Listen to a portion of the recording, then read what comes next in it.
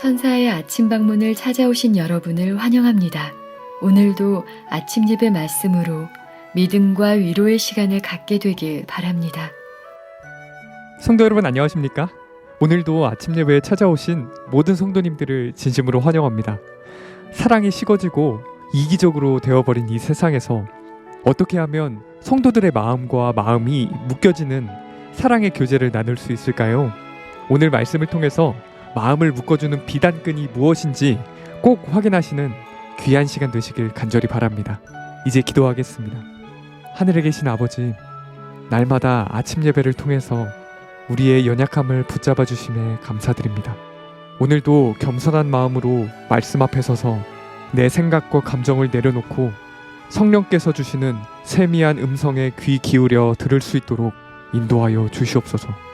오늘도 목사님께서 권면해 주실 때 간절한 마음, 겸손한 마음으로 말씀을 받고 말씀대로 살아가는 저희 모두가 될 수 있도록 인도하여 주시옵소서. 예수님의 이름으로 기도드립니다. 아멘. 안녕하십니까 성도 여러분. 오늘 또 하나님께서 저에게 새 아침을 주셨습니다. 오늘 말씀도 아주 중요한 말씀입니다. 성도 여러분, 타락한 본성을 물려받은 우리가 어떻게 이 세상에서 성도의 교제를 나눌 수 있을까요? 어떻게 하면 우리의 마음과 마음이 묶여지고 연결되는 사랑의 교제를 나눌 수 있을까요? 오늘 우리가 그 말씀을 살펴보려고 합니다. 성경은 성도들이 서로에게 종으로 대하라고 말하고 있습니다. 그래야만 한 마음으로 연합할 수 있다는 것입니다. 갈라디아 5장 13절이죠. 사랑으로 서로 종노릇하라. 아주 짧은 말씀이지만 이 말씀 속에 정말 많은 사상이 담겨져 있는 것입니다. 성경은 우리가 서로 사랑하되 종의 정신으로 사랑하라고 말하고 있는 것입니다. 예수께서 이 땅에 오신 것도 종으로 오신 것입니다. 나는 섬김을 받으러 온 것이 아니라 섬기기 위해서 왔다고 예수께서 말씀하셨습니다. 성도 여러분, 우리가 어떻게 하면 이 정신과 마음을 배울 수 있을까요? 우리 타락한 본성으로는요, 남을 조금만 도와주면 어깨에 힘이 들어갑니다. 다른 사람에게 조금만 은혜를 베풀면 목소리까지 달라집니다. 목에 힘이 들어가게 됩니다. 어떻게 이런 모습의 사람들이 종의 정신으로 다른 사람을 섬기고 사랑할 수 있을까요? 여기에 성령의 역사가 반드시 필요한 것입니다. 성령께서 우리의 마음에 오셔서 지배해 주셔야 됩니다. 그래야 낮은 마음으로 성도들을 섬길 수 있다는 것입니다. 성령이 없으면 아무것도 안 되는 것입니다. 자, 그래서 베드로전서 4장 10절에 이런 말씀이 있는 것입니다. 베드로전서 4장 10절입니다. 하나님께서는 각자에게 특별한 다른 선물을 주심으로 하나님의 은혜를 알게 하셨습니다. 지금 쉬운 성경으로 제가 있습니다. 은혜를 알게 하셨습니다. 그러므로 하나님의 선물을 가볍게 여기지 말고 착한 종처럼 남을 돕는 일에 사용하십시오. 성도 여러분, 이 말씀이 무슨 뜻입니까? 하나님의 은혜가 정말 무엇인지 우리가 알면은 서로에게 착한 종이, 착한 노예가 된다는 것입니다. 자, 종이 된다는 것이 무슨 뜻일까요? 남을 도와주었는데 잘난 척하지 않는다는 것이죠. 종은 그럴 수가 없는 것입니다. 종은 열심히 일한 후에 내가 이만큼 너를 도와주었습니다 라고 그런 태도나 말을 할 수가 없는 것이죠. 남을 도와준 후 여전히 그 사람의 종으로 살아가는 것입니다. 그것이 종입니다. 왜 우리가 이 종의 모습으로 살아가야 할까요? 우리는 너무나 큰 사랑과 은혜를 받았기 때문에 그런 것입니다. 이것이 종의 정신이 나오는 근원입니다. 하나님께 우리가 얼마나 큰 사랑과 은혜를 받았는가를 알면은 우리는 이 세상을 종으로 살아갈 수밖에 없는 것입니다. 주인이 될 수 없는 것이죠. 자, 오늘 본문을 읽겠습니다. 사랑은 사람들의 마음을 한데 묶는 비단끈이다. 여기 끈인데 비단끈이라는 표현을 썼죠. 아주 고급스러운, 아주 고상한 끈이라는 것입니다. 사람들의 마음을 억지로 묶는 것이 아니라 아주 부드러우면서도 유연하고 그러면서도 따뜻한 감촉을 갖는 비단끈으로 사랑은 우리를 묶는다는 것입니다. 우리의 사랑이 이렇게 다른 사람들에게 전달된다는 것입니다. 우리는 자신을 모본으로 내세우려는 생각을 하지 말아야 한다. 자신만을 생각하고 다른 사람들에게서 당연히 받아야 할 것만을 생각하는 한 우리가 영혼 구원 사업을 행하기란 불가능할 것이다. 성도 여러분, 우리가 다른 사람들의 영혼을 구원하기 원합니까? 주변 사람들에게 말씀을 나눠주기 원하시나요? 그렇다면 내 자신을 생각하는 건 내려놔야 되고, 다른 사람에게 내가 최소한 이 정도의 대접은 받아야 된다 하는 생각들을 다 내려놓아야 한다는 것입니다. 그래야 성령께서 우리를 비단끈으로 사용하신다는 것입니다. 그리스도께서 우리 마음을 소유하게 될 때 우리는 더 이상 자아의 좁은 반경을 우리의 생각과 태도의 중심으로 삼지 않게 될 것이다. 성도 여러분, 우리가 하나님의 종으로 살려면은요, 자아를 벗어나야 됩니다. 자아를 내려놓아야 합니다. 그것이 안 되면은 자꾸 내 자아에 막혀서 사랑과 봉사와 헌신이 땅에 떨어지는 것입니다. 자, 여기서 우리가 좀 다른 생각을 좀 해보죠. 우리가 이 세상을 살다 보면은 성도의 교제가 끊어지면서 내가 다니던 교회를 떠나야 하는 상황도 생깁니다. 내가 성도들을 사랑하는데, 내가 성도들을 정말 위하는데 교회를 떠나야만 하는 상황도 생긴다는 것입니다. 어떤 상황일까요? 그것은 하나님께서 나를 어둠 속에서 불러내기 위하여 밝은 빛을 주셨을 때 우리는 주께서 주시는 빛을 따라서 움직여야 한다는 것입니다. 내가 사람들을 사랑하지 않아서 움직이는 것이 아니라, 내가 사람들의 관계가 무너졌기 때문에 내가 빛을 따라서 움직이는 것이 아니라, 진리가 내게 왔기 때문에 그런 결정을 하게 된다는 것입니다. 자, 그러나 우리가 교회를 떠나지 말아야 할 때가 있는 것입니다. 내가 다니는 교회에서 분명한 진리가 선포되고 있는데 만약 내가 그 교회에서 충분히 섬김받지 못한다는 그런 마음의 상처를 받았을 때, 또 내가 마땅히 받아야 될 대접을 내가 내 교회에서 성도들로부터 받지 못한다고 생각할 때, 이때는 교회를 떠나면 안 되는 것입니다. 왜냐하면 그 진리에, 그 교회 안에 진리가 분명하게 세워져 있기 때문입니다. 성도 여러분, 우리는 교회에서 종의 정신을 배우고 훈련해야 하는 것입니다. 우리가 교회를 종의 정신으로 다니지 않으면 큰 시험을 당하게 되는 것입니다. 왜냐하면 교회 안에는 알곡만 있는 것이 아니라 가라지들이 있습니다. 영적으로 높은 수준에 있는 분들만 있는 것이 아니라 영적으로 떨어져서 뒤로 조금 물러나 있는 형제들이 또 있는 것입니다. 그분들이 내게 가시가 되고 그분들이 내게 상처가 될 수도 있는 것입니다. 그것이 현실의 교회입니다. 그러므로 우리가 날마다 성령께 나가 종의 정신, 섬기는 정신을 달라고 기도해야 하는 것입니다. 우리가 배우는 이 세상 교육은요, 성공하라고 우리에게 말하고 다른 사람에게 섬김 받기 위해서 최대한의 노력을 기울여야 한다고 말하고 있습니다. 그러나 하나님의 훈련 학교에서는 그런 가르침이 나오지 않습니다. 하나님께서는 낮은 자세로 종으로 다른 사람을 섬기라고 말하시는 것입니다. 성도 여러분, 교회는 하늘에 살기 위한 훈련을 받는 곳입니다. 본문을 읽겠습니다. 예수께서는 당신의 일생 사명을 통하여 인간의 삶을 얼마나 귀하게 여기셨는가. 그분께서는 주의와 존경과 봉사를 요구하는 왕으로 백성들 가운데 서지 않고 인류를 향상시키기 위하여 봉사하기를 원하는 자로 서셨다. 그분께서는 섬김을 받으러 오신 것이 아니라 섬기러 오셨다고 말씀하셨다. 그리스도께서는 어디서 사람을 보시든지 그 사람을 인간의 동정적인 필요로 하는 자로 보셨다. 성도 여러분, 그리스도께서 우리 사람을 어떤 눈으로 보셨다고 했습니까? 동정이 필요한 자로 보셨다고 했습니다. 그래서 예수께로부터 자비가 나오신 것입니다. 성도 여러분, 우리는 형제 자매를 볼 때 용서해 주어야 할 대상으로 보는 것입니다.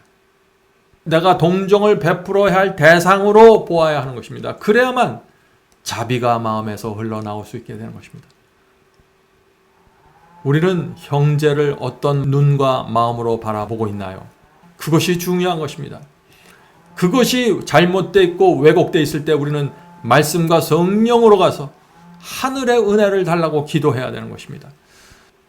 본문을 읽겠습니다. 우리 중 많은 사람이 특별한 사람들, 우리가 존경하는 자들은 기꺼이 섬기려고 한다. 그러나 우리가 그처럼 냉담하고 그처럼 불친절하고 이기적이지 않다면 그리스도께서 우리에게 축복이 되게 하실 바로 그런 자들을 우리는 주목할 가치가 없는 것처럼 지나쳐버린다. 성도 여러분, 이 세상의 원칙이 무엇인가요? 이 세상은 존경받을 만한 사람들을 섬기라고 말합니다. 그러나 예수께서는 각 사람의 필요를 따라 동정을 베풀라고 말씀하시는 것입니다.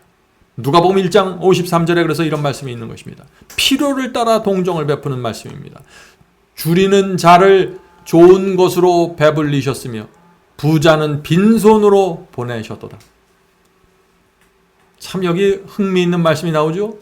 예수님은 신분을 보지 않고 그 사람의 재산을 보지 않는다는 것입니다. 그 사람의 도움이 필요한 정도를 보고 도와주셨던 것입니다. 그것이 종으로 오신 그리스도의 태도입니다. 그러나 오늘 우리가 사는 이 세상은 어떻습니까? 가난한 자는 무시하고 도움이 필요 없는 부자들에게는 오히려 더 큰 선물, 더 값진 선물을 나눠주죠. 가난한 자에게는 가난한 선물을 주고 부자에게는 아주 사치스럽고 고급스러운 선물을 주는 것입니다. 결혼식장에서 가도 그렇고 잔치집에 가도 그렇고 심지어 장례식장 가도 이 원칙에 의해서 사람들이 움직이는 것입니다. 성도 여러분, 오해하지 마세요. 저는 부자를 무시하라고 드리는 말씀이 아닙니다. 우리는 그 사람의 필요를 보고 도와주어야 한다고 제가 말씀드리는 것입니다. 어떤 사람은 부자이지만 영적으로는 아주 가난할 수 있는 것입니다. 그런 사람에게 우리는 가까이 접근해서 그분의 영적 도움을 위해서 애써야 되는 것입니다. 성도 여러분, 우리가 다른 사람을 도와줄 때, 성도들을 도와줄 때 무엇을 어떻게 도와주어야 하는 것, 이 면에 있어서 성령께서 주시는 지혜를 받아야 되는 것입니다. 나를 낮춘 마음으로 지혜를 받아야 되는 것입니다. 그 지혜대로 도와줘야 하는 것이죠. 자, 본문을 읽겠습니다. 우리 모두는 용서의 큰 교훈을 더욱 완벽하게 배워야 한다. 우리가 다른 사람들에게 저지를 수 있는 가장 큰 잘못은, 여기 중요한 얘기가 나옵니다. 우리가 다른 형제들에게, 사람들에게 범할 수 있는 가장 큰 잘못이 무엇인가? 이것입니다. 가장 큰 잘못은 그들이 우리에게 어떤 방식으로든지 상처를 입혔다고 생각할 경우 용서하지 않는 것이다. 가장 큰 잘못이 뭐예요? 용서하지 않는 것이라는 것입니다. 이것은 내 잘못이 아니라 저 사람의 잘못이라고 생각할 때 그때 그 사람을 용서하지 않는 것입니다. 이것이 가장 큰 잘못이라는 것이죠. 이것은 그리스도인이라고 공언하는 자에게 가장 위험한 입장이다. 왜냐하면 그가 형제를 취급하는 바로 그와 같은 방식으로 하늘의 주께서 그를 취급할 것이기 때문이다. 여기 참 두려운 말씀입니다. 성도 여러분, 하나님께서는 우리에게 용서하라고 말씀하셨습니다. 마태복음 6장 14절에 이 말씀이 있죠. 마태복음 6장 14절입니다. 만일 우리가 다른 사람의 잘못을 용서하면 하늘에 계신 너희 아버지께서도 너희의 죄를 용서해 주실 것이다. 용서의 조건이 있다는 것입니다. 우리가 다른 사람의 죄를 용서해야만 하나님께서도 내 죄를 용서해 주신다는 것입니다. 우리가 이 용서의 법칙이 무엇인지 정확하게 이해해야 하는 것입니다. 누가복음 6장 37절에 그래서 이런 말씀이 또 나오는 것입니다. 누가복음 6장 37절입니다. 비판하지 말라. 그리하면 너희가 비판을 받지 않을 것이요. 정죄하지 말라. 그리하면 너희가 정죄를 받지 않을 것이요. 용서하라. 그리하면 너희가 용서를 받을 것이요. 성도 여러분, 이것이 예수께서 이 땅에 계실 때 세워놓은 자비와 용서의 법칙입니다. 우리가 정말 주님을 사랑하고 마음이 거듭났다면 우리는 이 용서의 법칙 속에 들어가서 살아야 하는 것입니다. 용서는 그리스도인이 반드시 가져야 할 정신입니다. 자, 그런데 우리가 이 정신을 어떻게 하면 가질 수 있을까요? 이것은 우리 스스로 만들어낼 수 있는 정신이 아닙니다. 용서를 받아야만 용서해 줄 수 있는 것입니다. 하나님께 사형을 탕감받았습니다. 지옥불을 탕감받았습니다. 하나님께서 용서해 주셔서 이 탕감을 받은 것입니다. 그런 사람들은 다른 사람의 잘못을 용서할 수밖에 없다는 것입니다. 성도 여러분, 사실 이 용서는 하나님만이 할 수 있는 것입니다. 내가 다른 사람을 용서한다, 있을 수 없는 일입니다. 우리가 기껏 용서한다고 해도 그 사람에게 내려져 있는 하늘의 정죄가 사라지는 것은 아닙니다. 그럼 우리가 해주는 용서는 무엇인가? 그것은 내가 붙잡고 있는 그 사람의 멱살을 풀어주는 것입니다. 용서란 내가 그 사람에게 편히 대해줘서 그 사람이 내 눈치를 보지 않고 교회 생활할 수 있도록 도와주는 것입니다. 그것이 우리가 겨우 나누어 줄 수 있는 용서입니다. 성도 여러분, 왜 하나님께서 우리에게 다른 사람을 용서하라고 하실까요? 왜 원수까지 용서하라고 하실까요? 왜냐하면 복수는 하나님께서 책임지시기 때문입니다. 하나님께서 모든 것을 하늘의 책들에 기록해 놓고 마지막 심판대 앞에서 하나님께서 공의와 정당으로 베풀어 주시는 것입니다. 그분께 맡겨야 되는 것입니다. 성도 여러분, 이 복수를 하나님께 맡겨야만 내 영혼과 내 건강이 평안해집니다. 용서하지 않으면 어떻게 되나요? 밤에 잠이 안 오죠? 혈압이 올라갑니다. 아드레날린 호르몬이 쏟아져 나와서 내가 망가집니다. 그래서 하나님께서 우리를 생각하셔서 너희는 용서해 주어라. 복수를 내가 해줄게. 나한테 맡기고 너는 이 세상을 평안히 살아라 라고 말씀해 주시는 것입니다. 본문을 읽겠습니다. 우리는 그리스도의 품성에 대하여 더욱 높고 더욱 분명한 견해를 가질 필요가 있다.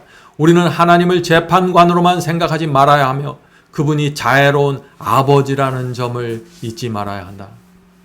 성도 여러분, 왜 우리가 남을 쉽게 정죄하고 남을 용서하지 못할까요? 하나님을 재판관, 하나님을 지옥불의 하나님으로만 생각하기 때문에 우리가 그런 정신을 받게 되는 것입니다. 성도 여러분, 우리 부모가 자녀들에게 재판관입니다. 동시에 아버지요 어머니입니다. 동시에 그들을 위한 버팀목이 되는 것입니다. 모든 것을 그들에게 쏟아붓는 것입니다. 하나님께서도 우리에게 바로 그런 분이라는 것입니다. 그래서 예수께서 하나님을 아버지라고 부르라고 가르쳐 주시고 그리스도께서 나는 너희의 신랑이라고 말씀하셨던 것입니다. 왜 하나님께서 당신을 신랑으로 표현하셨을까요? 사랑하는 신부가 위기에 처했을 때 이 신랑은 가만히 있을 수 없는 사람이죠.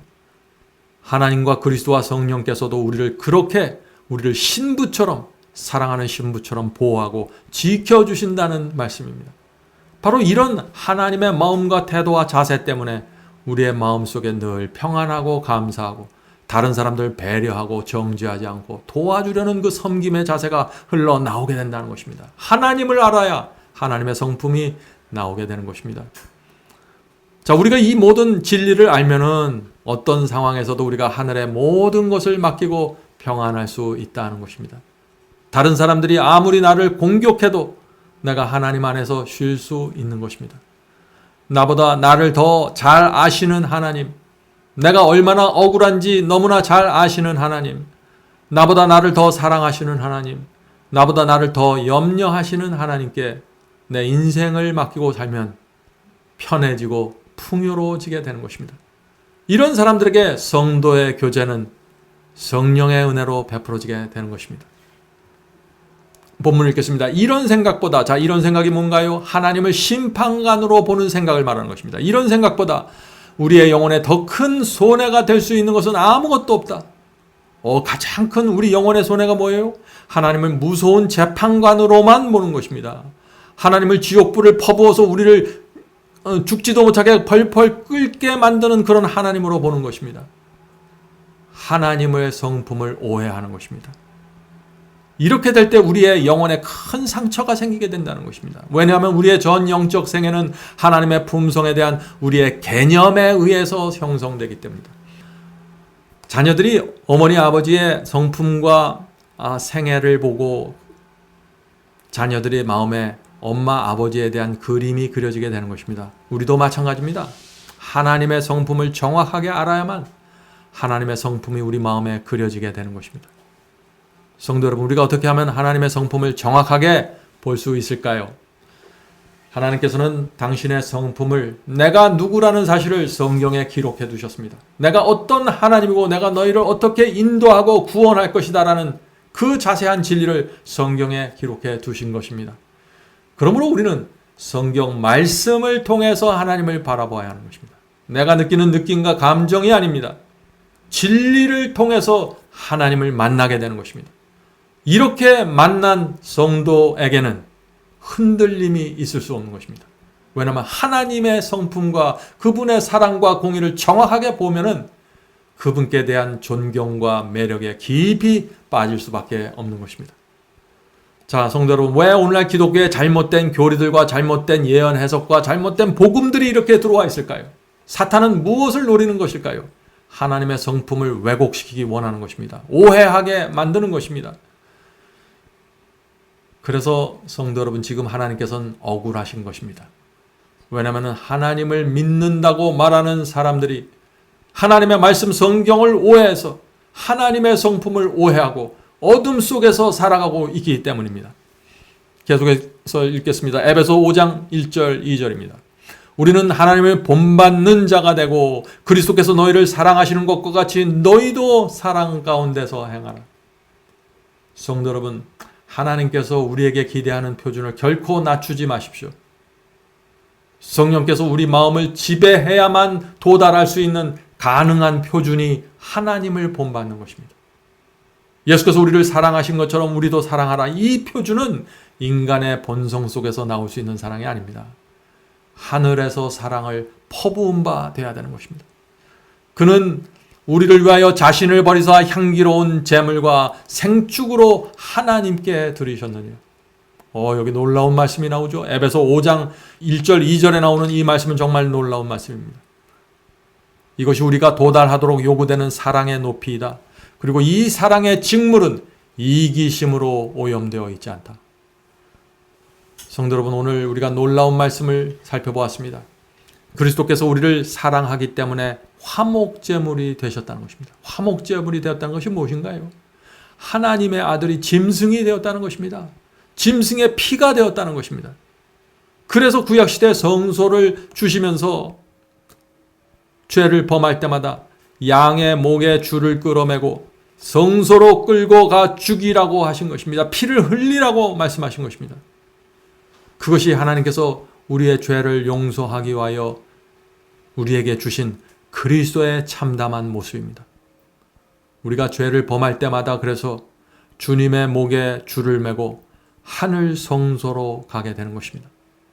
그리고 그분의 피로 사함을 받게 되는 것입니다. 그래서 이 용서받은 죄인의 마음속에 감사와 사랑과 은혜가 넘치게 돼서 사랑의 종, 은혜의 종으로 살게 되는 것입니다. 그래서 우리 형제의 잘못을 용서하게 되는 것입니다. 성도 여러분, 다른 사람의 죄를 용서하려면 어떤 때는 말로 하면 됩니다. 그러나 어떤 때는 내가 죽고 내가 피를 흘려야만 다른 사람을 용서할 수 있습니다. 그래서 힘든 것입니다. 십자가에 내 육체에서 올라오는 미움과 증오와 그 정신을 못 박아야만 용서가 가능할 때가 있는 것입니다.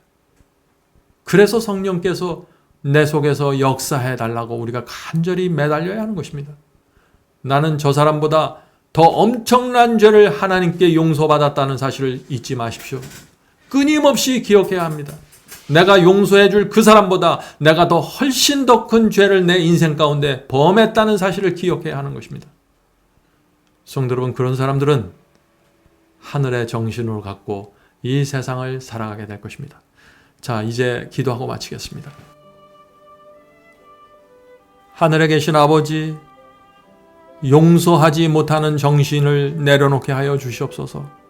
우리가 하나님 앞에 나가 얼마나 큰 죄를 용서받았는지 늘 기억하면서 살게 도와주시고, 형제가 내 마음을 아프게 하고 나를 배반하고 나를 모함할 때 하나님의 사랑 안으로, 은혜 안으로 들어갈 수 있도록 도와주시옵소서.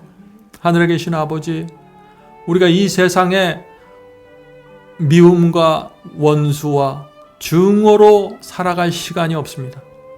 이 짧은 저희의 인생 시간 동안 하나님의 사랑과 은혜를 베푸는데도 시간이 부족하다는 사실을 이해할 수 있도록 도와주시옵소서. 하늘에 계신 아버지, 오늘 이 시간에 저희 가족을 향해서, 형제를 향해서, 또 누구를 향해서 저희 마음속에 미움과 증오와 복수의 정신이 조금이라도 남아있다면 오늘 이 시간을 통해서 깨끗하게 정결함 받을 수 있도록 도와주시옵소서. 그것이 나를 사랑하시는 하나님의 은혜라는 사실을 기억해 주시옵소서. 주여, 오늘 이 자리에 모여서 기도하는 형제들에게 함께하여 주셔서 정말 하나님의 사랑으로 산다는 것이 무엇인지, 그것이 얼마나 기쁘고 감사하고 풍요로운 것인지 가르쳐 주시옵소서. 예수님의 이름으로 간절히 기도드립니다. 아멘.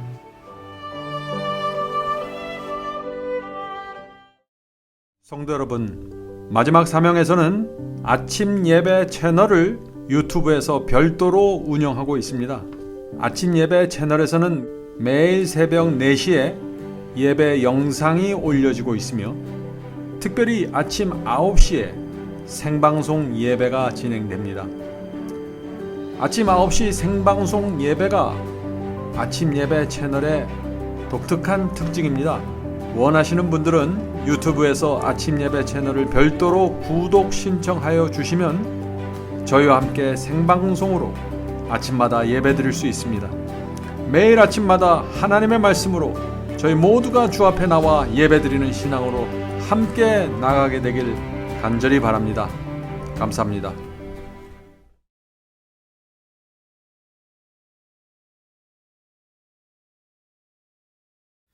대선을 넘어 한국에 가도 빛 가운데로 걸어가면 주께서 네 버리시기로 약속한 말씀 변치 않네.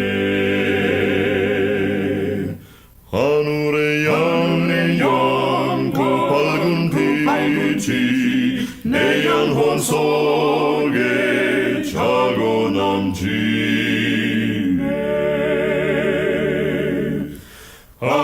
할렐루야, 널 기뻐하며 주 이름 높이 찬양하리.